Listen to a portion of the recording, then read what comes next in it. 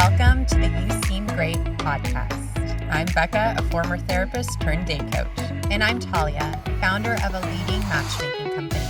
Together, we have helped hundreds of singles find love. We're here to share our expert tips and tricks to help you find love and keep it too.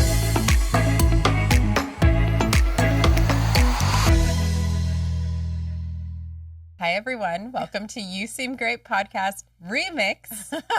I'm introducing us. You are the guest. Wow. And I'm going to be asking all about your founder story. Maybe some personal questions. We don't know. Nothing's off limits. Talia doesn't know the questions. She has not prepared her answers, but how could we not interview our queen, our founder, our former CEO of 3-Day Rule, Talia Goldstein? Audience applause. I felt the same thing. I had the same applaud sign goes up. Thank you for having me. Welcome to our podcast. I'm excited to be here. Okay. Origin story. How did you start 3-Day Rule? Okay. I'll take you way back. Yes. So I started it in 2010. I was working at True Hollywood Story, and everybody was single. Like TV, you work around the clock, literally. Like people were working in the middle of the night. They're traveling. So At the time, was that your dream job? Like, was that the goal? No. Okay. I landed in TV. I worked in advertising, then I worked at Behind the Music, then I worked at Country Music Television, and then I landed at E. But TV was never, I wasn't great at it. What I loved was being around people, and I would constantly be going up to the executives and be like, tell me everything. Suzanne, I want to know all about your love life. So I never knew matchmaking could actually be a profession, but all I wanted to do was set people up. So I would sit in my cubicle and people would come up and I'd help them with all things dating. And then I was like, well, I feel like you would be really great with this person and one of my friends. And I started pairing people up and then realized I had this weird talent because all of these people started dating and getting engaged and married. Wow. And I had a guy right across from me at E. He was like this tatted up guy, long hair, and I matched him with this pretty preppy girl. There's no way they would have ever met each other. They ended up getting married. They just had their second kid. How did you put that together? I started figuring out this sort of formula.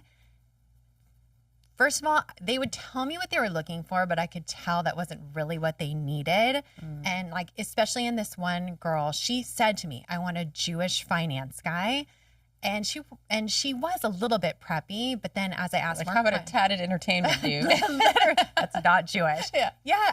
I would get to know them and realize okay, well, you actually have an edge, and I feel like your values align. And so I remember in this case, I called her and I was like, okay, I have a guy for you. He's not at all what you're looking for, and he's not going to take you to the Four Seasons, but I feel like you align on all these things. You have a similar personality.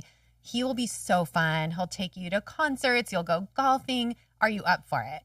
And she said yes. And it ended up being a perfect match. And one of the reasons why I knew that she could be good for him was I asked him to send me photos of women that he had dated. And I lined them up side by side, and they all had the same face shape. And she had the same face shape. Wow. And so it made me think about her. Interesting. So you were doing that pre 3-Day Rule days. You were getting photos of exes and analyzing. Yes. Wow. And so I started putting all these pieces together to figure out what is making a great match. And at my wedding, I had a pretty small wedding. I had 10 or 12 couples that I had personally matched of my friends. So I just love doing it so much. And I decided I'm going to try to take some clients on at night while I worked at E. So I would take on a handful of clients, match them up successfully.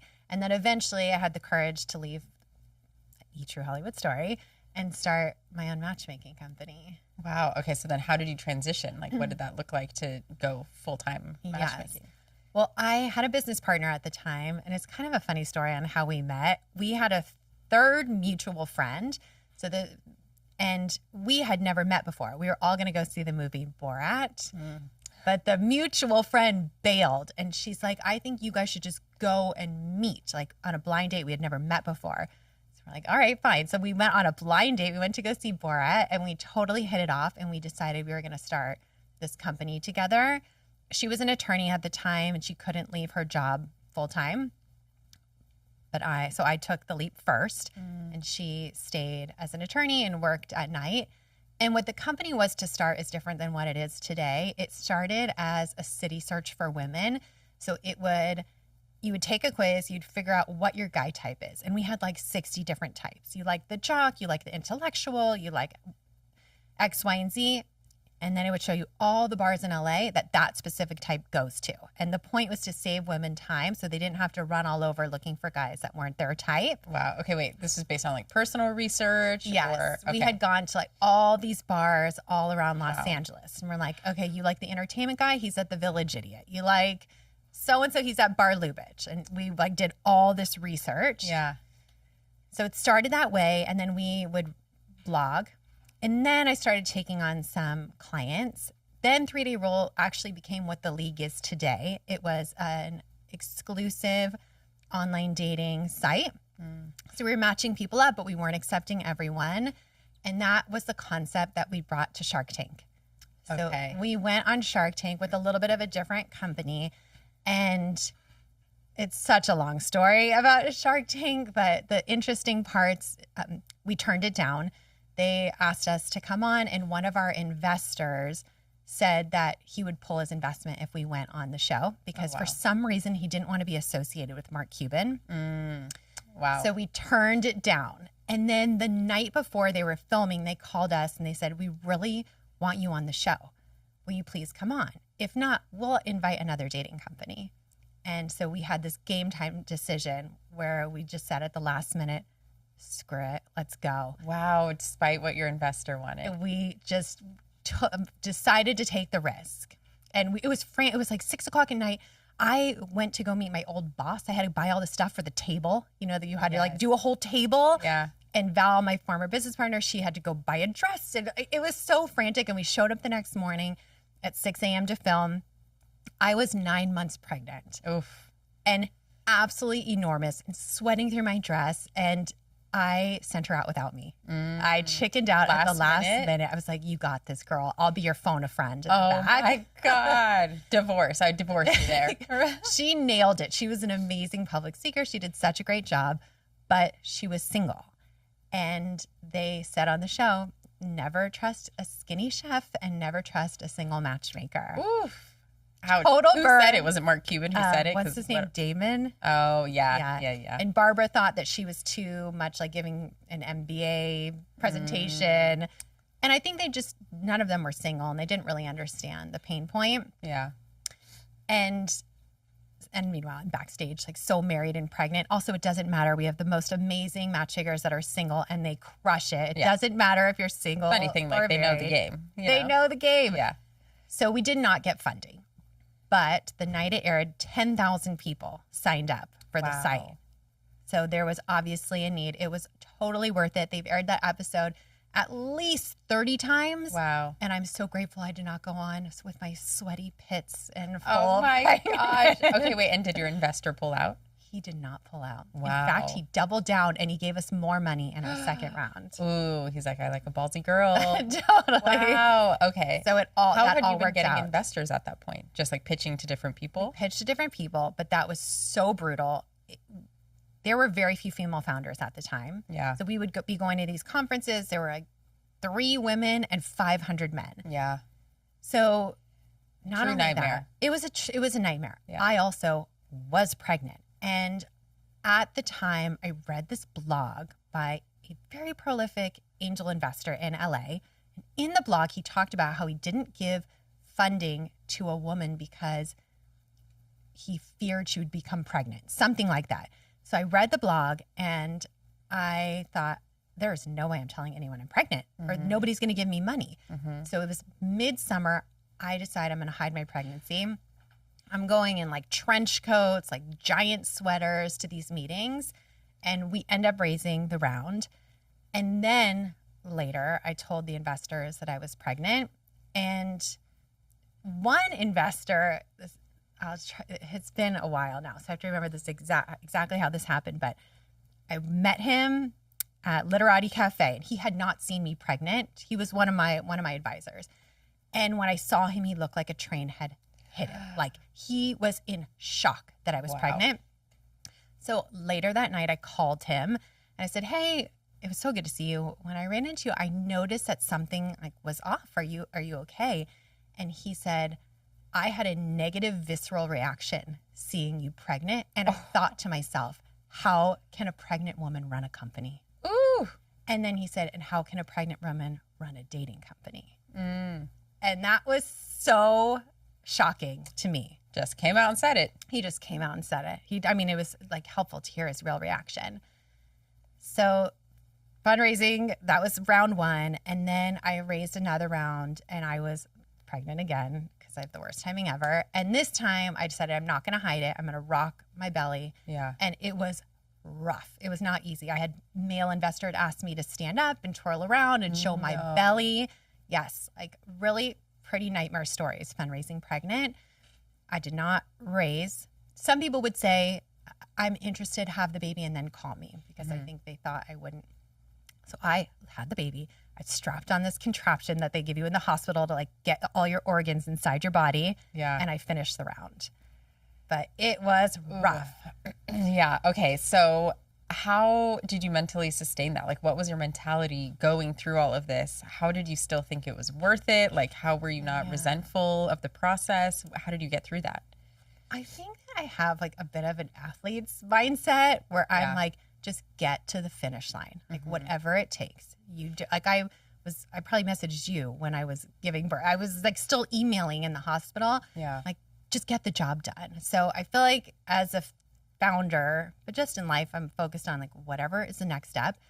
I also fully believe that a determined woman is unstoppable. Like you don't with this. Yeah. Like, whatever we want, we will make it happen. What's that? Hell has no whatever, like a scorned woman. What is it? Yeah. Yeah, exactly. Sayings are not my strong suit. We know this. Yeah. I just feel like if like we'll make it happen. Yeah. It might be a painful process, but we will get the job done. Yeah. And I always believed in the team. I believed in the company. I always, think about the clients. Like, if we're not doing this, what are they going to do? It's so rough out there. Like, I have to get this done for everyone, for my client. So I just kept going. Wow. Okay. So did that founder come back and eat his words? Like, was there any like, I'm sorry for treating you that way? Nothing. No. Okay. Okay. All right. Cool. We didn't need that. We moved on. Okay. Yeah, we moved on. So now you've done your second round of funding, you had your second baby, and you're off to the races. What was growth like? Yeah. So I knew I wanted to scale the business. And in order to do that, I needed a big partner. So I went to some of the large dating companies, JDate, Harmony, Match, and I ended up partnering with Match.com. And they gave us some funding, and that really helped us scale. We also partnered with them at the time where people could transfer their Match profile to 3-Day Rule. So we had this large partner that helped us, and we started adding cities. And I actually met with, I think she was the third employee at Uber. And she was launching all their cities. So I met with her. I was like, what is your plan for you launching cities? I need the playbook here. Wow. And she taught me how to do it. And so we just started adding cities: San Francisco, Chicago, New York, Boston. We would throw a big party for the press. We'd throw a big party for the singles. We'd add a couple matchmakers, and then we'd move on. So we had this playbook. Now we're in 15 major metros across the country. Wow. But so you'd party first. We'd get the team. We'd throw a party. We'd need enough people in the pool in order to start matchmaking. What was that number? 1,000. Okay. So we'd have 1,000 people, and then we would just get in, start matching people, and build the pool. Wow. Okay. So it worked. And then we partnered with Match for about a year or so. It ended up not working out long term, but it was exactly what I needed to scale the business. Yeah. That was the era I entered. Oh, you did? The Match era. Yeah. Which is, Yeah, that was an interesting time. Like and hopefully I can share this, but we went into the deal with Match saying, we're going to work with you for 1 year. And at the end of the year, you will have the chance to acquire us. And the whole time, that was the plan. They were going to acquire us. And what we were working towards, that they were working towards, like, we were working our asses off to make sure this happened. And I'll never forget it. I was in my car and they called me and I pulled over to the side of the road. And this guy who like I love to this day, but he's like, unfortunately, we're not going to be pulling the trigger. And I wanted to die. Ooh. I had been working hard. I've been pushing the team for this acquisition. It was everything that I had hoped for. And I didn't know at the time they were going through an IPO and some things had changed. And so they decided not to move forward with the acquisition. I was devastated, telling the team. It was really heartbreaking. But in the end, it was the best thing because we had to learn how to grow on our own. We had to learn how to run the business without them.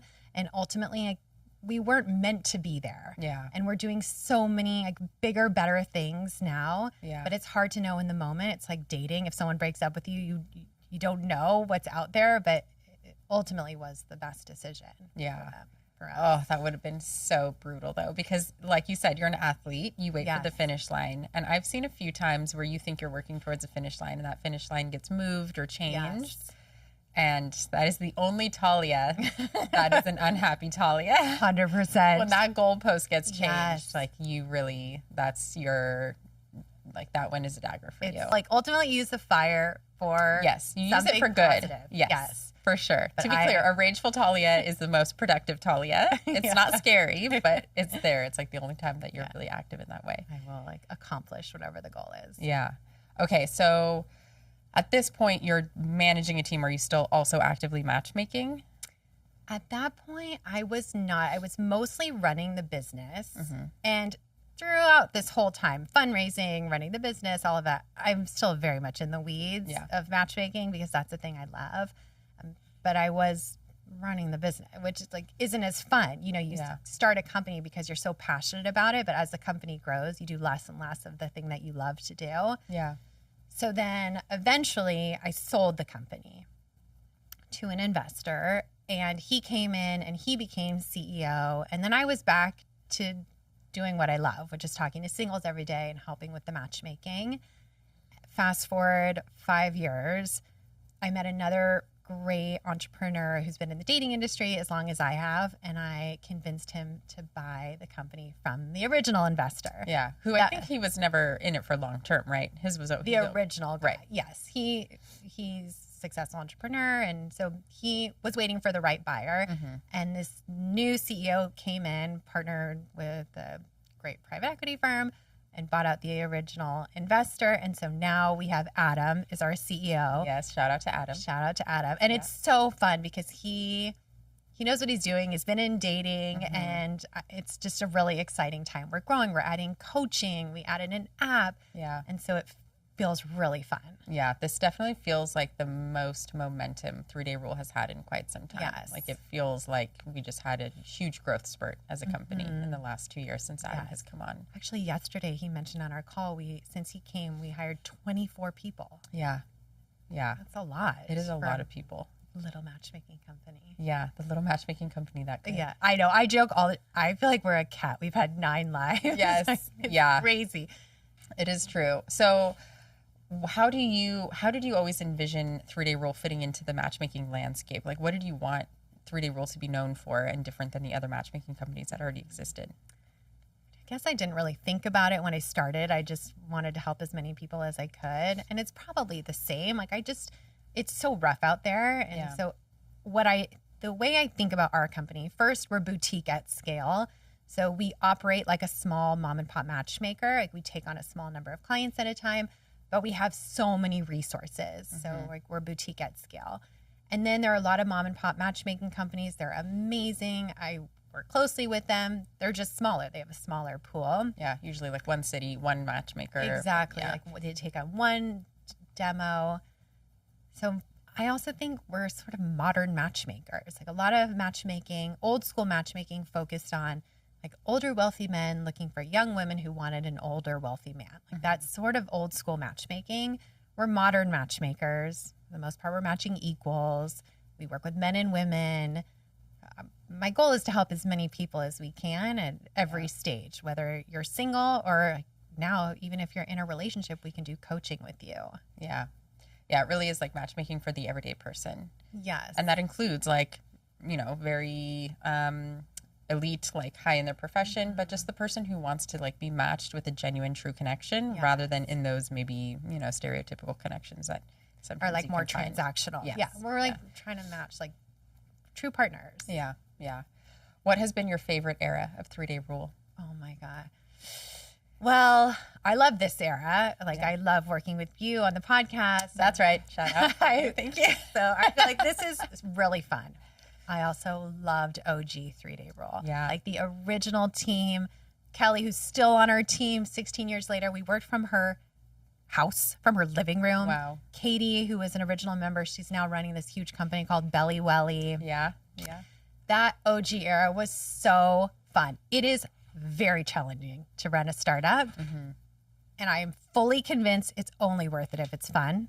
And that time was so fun with the OGs. We worked so hard, but we had so much fun. Yeah. There is a special bond between that crew. I've seen you engage with them that it's like you guys just know you've seen things. Oh, yeah. Oh, like, we've seen You've been through war. You're war bonded in that yes, way. And literally, yes. it's like everyone still has the same zest for 3-Day Rule as when they started, which is really interesting. It is. And a lot of, like, even I've noticed, even if people leave 3-Day Rule, like, for the most part, they come back. Yeah, it's like, a freaking boomerang. I came back. It's like you want to leave and then you're just right back. Yeah. Because it's the team. The team makes it so fun. Everyone genuinely cares about each other, about the clients. Like, it's just, it's the best job ever. Yeah. It is like a really interesting culture that just kind of like naturally self-selects really positive, outgoing people, like people. Yes. You know, people. Yes. Yeah.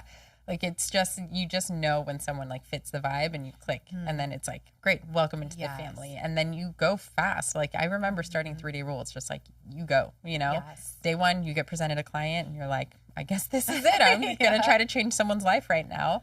But there's so much support and fun and positivity. And it is like a really fun culture, even through some of the growing pains. Yes. I feel like it takes like a certain type of person.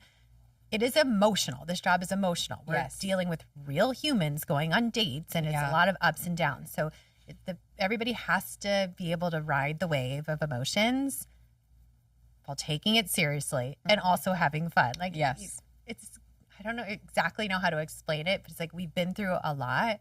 We deal with some deep things, but we keep it light. Yeah.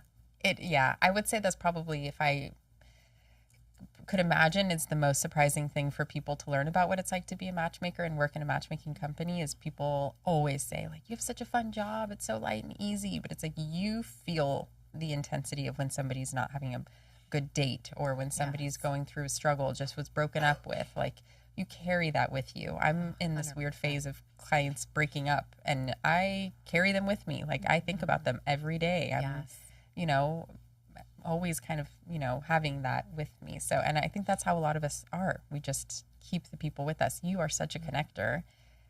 If I always tell people, the minute you're locked in with Talia, you're locked in for life. Like you're whether you like to or not, like you're there.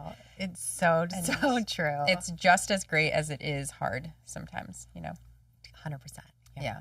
You're locked in for all the things like matchmaking, networking. I'm like trying to help all these college students now as they're coming out of college. Like, oh, you need a job? I got you. You need a job? I got you. Even like we know like some really well-established CEOs who come to you for networking, who are just like, build my social life. Yes. I know we had one that said he's moved from San Diego to LA. Yeah. Like, can you just make all my introduction? Yeah. I got you. Yeah, that is your specialty for sure. Okay, if you could time travel back to the Talia who decided to leave E-Entertainment and start this, would you say do it all over again? Would you say like danger ahead? Like what would be your messaging for what this road would look like? Oh, I have zero regrets. I would 100% say go for it. I would say probably take a little more time for yourself, like a little more self-care, a little more being present with your family. And I'd probably tell myself that because it is all consuming, at least in the beginning stages. Oh my gosh, I have no regrets. I feel like my life is so full. I've met incredible people. I've matched great. I have the best team ever. So I'm so happy I took the risk. Yeah. Do you like being a startup founder or do you like being a matchmaker? I definitely love both. I'm a matchmaker for life. I'll be an 80-year-old matchmaker. I love startups. So I advise a lot of startups, founders. It is so fun going from like the idea stage to your MVP, like creating like your basic product to launch. It like Katie, my friend, she was a matchmaker and she started this company, Belly Welly. It's a fiber company. She would send me the samples and I would test all the drinks and the gummies and the bars at the time. Like, that is so much fun. Yeah. So, I mean, I love startups. What do you think is the smartest move a startup founder can make? And what do you think is the most fatal flaw a startup founder can make? The smartest move is just going for it and taking one step at a time. Like, do not get too far ahead. You have no idea if what you're creating now is going to be your final product. So just like keep going one step at a time. That's it. And fatal flaw is culture. I think if you hire the wrong person, you're screwed. Yeah. So it's really important, especially these days, as you may have team members that are working remotely. You have to have the culture that's right for you. And if you like, one person can be toxic. So it's important if you hire someone and they end up being like not the right culture fit, like to part ways. Yeah. Yeah. What do you hope for 3-Day Rule in the future? What would you like to see come from the company? Well, we're just getting warmed up. Yeah. We've just gotten our groove. We got our flow. We like came out of puberty. I feel like we just came out of puberty. We're like got a little glow up. Got a little glow up. Yeah. I mean, I want to help as many people as possible. And I'm excited now because we can do it beyond just helping singles. So we have the matchmaking and that's for helping singles. And now we have this coaching program that helps anybody that's looking for coaching. We have an app where we have some more things on the horizon that has to do with events and helping people meet in the wild. So there are endless options, and I'm really excited because I think the dating apps made dating so challenging that I'm excited to help people like meet organically and just make it easier. Yeah. Yeah. We're really transitioning to a more like holistic relationship wellness type of company. The root will always be matchmaking. That will always be what 3-Day Rule provides, to my knowledge. Yes. But, relationship wellness is so much a part of that, especially because the need is greater than ever. Yeah, it is. Yeah. I know. It's so fun. I'm so glad that you're back in action. Oh, man. We would not be here without you, truly. I mean, you'd be Truly. somewhere We'd be very somewhere. successful, We'd be but so adolescent. I'm like a little seed in the plant in the garden of 3-Day Rule. And that's how it feels. Everyone has planted a little seed, and the longer people stay, like the longer they can see it flourish. And I think collectively we make a really solid team. That's what you've built. You know your players' strengths. You play them up. You support us. You let us vent. But you're still like the athlete, like you're the Kobe Bryant because you're like, you're on the team, but you're like, you must do better in the best way.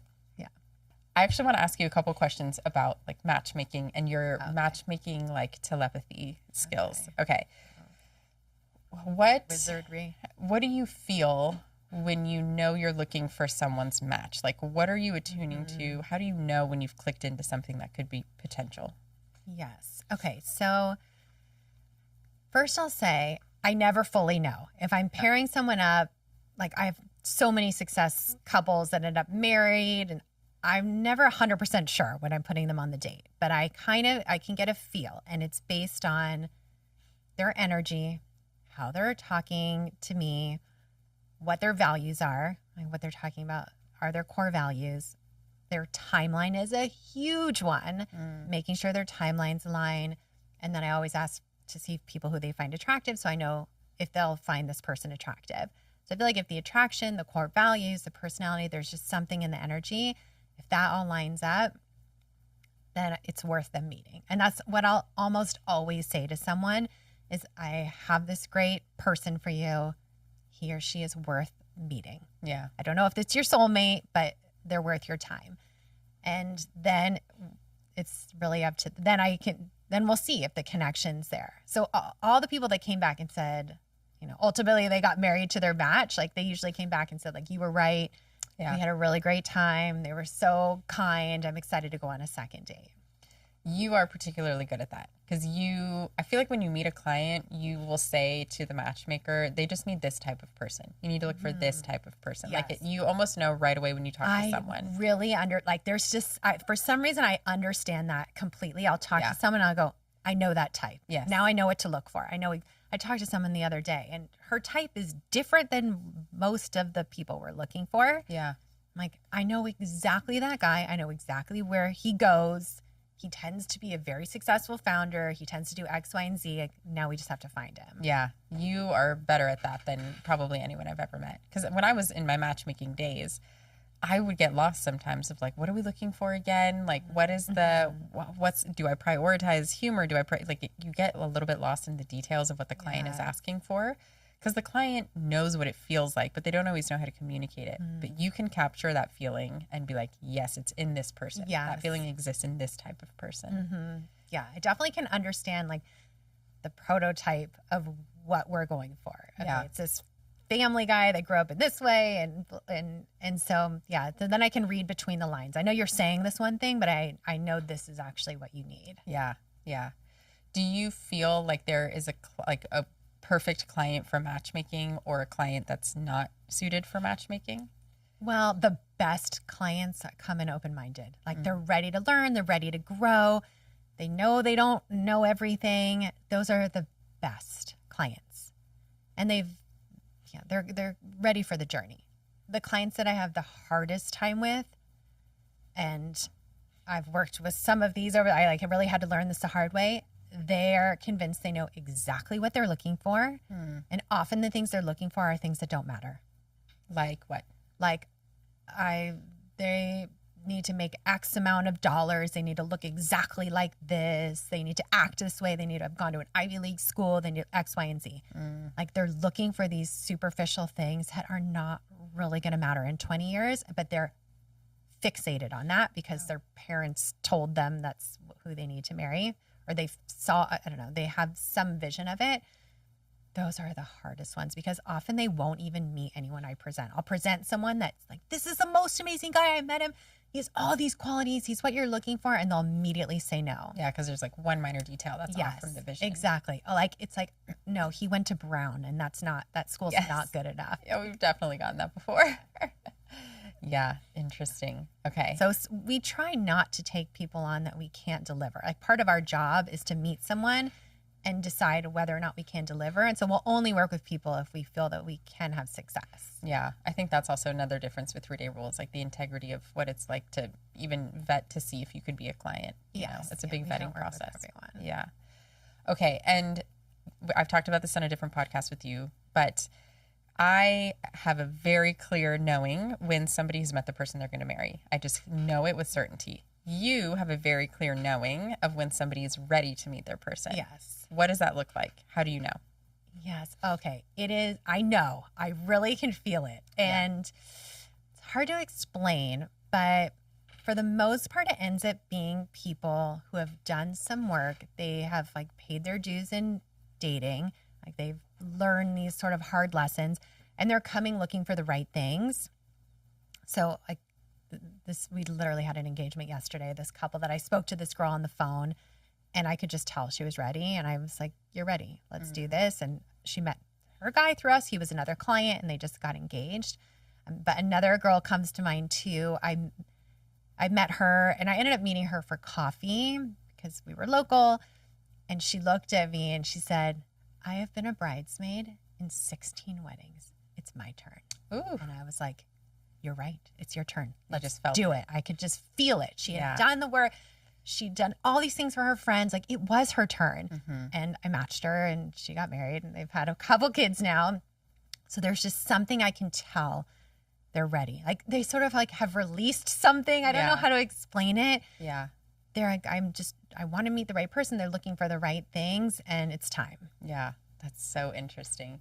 Yeah, I don't feel that as strongly. I sometimes can see it. I can see more the opposite. Like, oh, you have a few lessons to go through still. Yeah. I can see that more than I can see a clear, you're ready. But after a first date, I know when somebody it's it. Yeah. Why? How can you tell that? It depends on who's telling the story. So I don't know if it's if it's a man telling me the story of it, I don't always know. I'm a little more foggy on that. But when it's a woman telling me about her first date, I know with certainty. Usually it will be like, Yeah, it was a good date. I'm like unsure. We'll see how things go. But I felt like so myself. I felt like I could speak about anything. He was so polite. He was really attentive. Like there's these few things where she feels really safe and seen, but she still has hesitation about the chemistry of it. When I hear that packaging, I'm like, yeah, you're going to marry this guy. Oh my like, gosh. I just yes. know. And that's so interesting. And I 100% believe that because it's not what you think you're going to feel. Yes. Yeah. And there's like a way that they're describing it that's so like, they could be talking about what they ate for breakfast. Yes. It's like the same calm. feeling. Yeah. Where they're just like, we went on the date. Whereas other dates, it'll be like, and then this happened. And then, there's an energy to it. When there's a lack of energy to your sharing of how the date went, I'm like, oh, okay, that's your partner forever. And it always, I just had a client who I had a session with. It was more like a check-in conversation. And she met her guy through matchmaking, through 3-Day Rule, and was really ambivalent about it. He was also another client, both clients. And she said to me, it's been like now a year, and they're looking at engagement rings and moving in together. And she's like, you told me the first time I told you about him that I was going to marry him. And I did, and I thought that was so risky, but you knew. Oh, and I was like, yeah, I honestly don't usually say it, but I just, when I know with certainty, I'll be like, okay, well, report back in a year. Wow. I know what's going to happen, So good. Yeah, it's the best feeling. But every matchmaker has their own like tingly knowing, right? Yeah. Do you feel that way? Yeah, everybody has a little bit of a different style. We have this is the best part of the job. We have a whole success story channel constantly being flooded like, they got engaged, they got married, they're on vacation. It's so rewarding. Yeah. Yeah, everybody does have and part of our job is to match the client with the right matchmaker. Yes. Yeah. How do you do that? Because you are a big part of who decides what client goes to what matchmaker. Yes. You like to request specific matchmakers at times.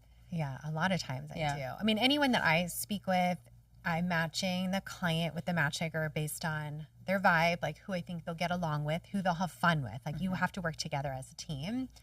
And who I think can get the job done. Yeah. That's mostly based on that. Yeah. All the matchmakers have different strengths, like we talked about. Like we have a VIP matchmaker who is actually a former pro athlete. Yes. And she handles matchmaking like an athletic sport. 100%. She will get it done, you know, but you're maybe not going to get like warm and fuzzies along the way. Yep. Versus some other VIPs that will they will talk to you till 2 a.m. and chat it up, you know? Exactly. So it is interesting. Every client needs something a little bit different. Yeah. Do you find there's any similarities to the journey to finding your person as there are to the journey to starting your company and having it be successful?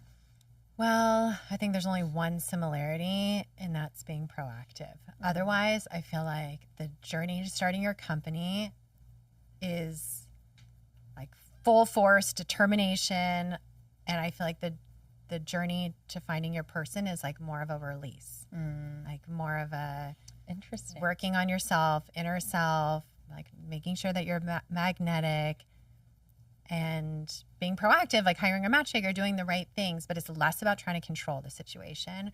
Or running a company is more about like controlling your destiny. Interesting. Wow.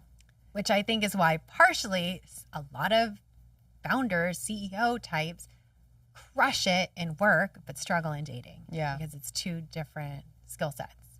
I've never started a company, but I'd add one thing that when you start dating and when you start a company, you have no idea what the end result will actually look like. That's so true. You have an idea, you have a thought, you pursue a particular thing. Yes. But it never ends up being the thing that you originally thought 100%. It would be.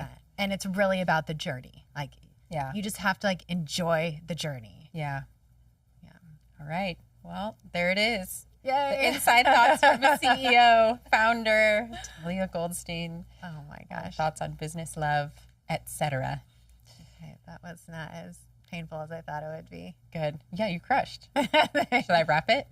Sure. Okay. Well, thank you for joining this week's episode of You Seem Great podcast. This was maybe our best and my favorite ever with our lovely Talia Goldstein. Thank you so much for coming in today and joining me on this wonderful interview. And until next time. Love it. Thank you for joining today's episode of You Seem Great. Want more? Follow us at You Seem Great Podcast on social media. Dating is hard. We're here to help.